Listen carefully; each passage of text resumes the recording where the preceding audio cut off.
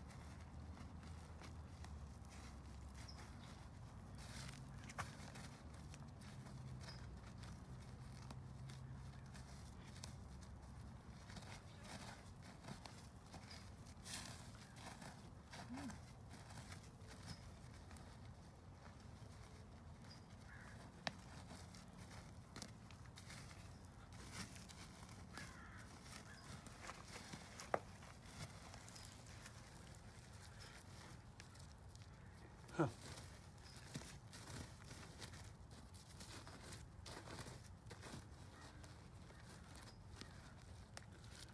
Okay, little baby ones.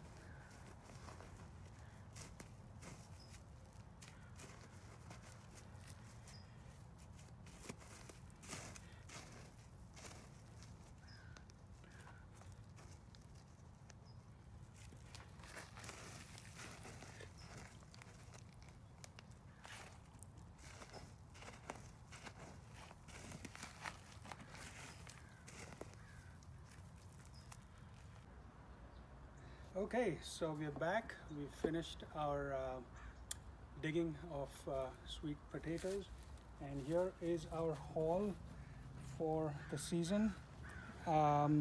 Just to remind everybody, we started with about 10 or 11 little slips from one small potato.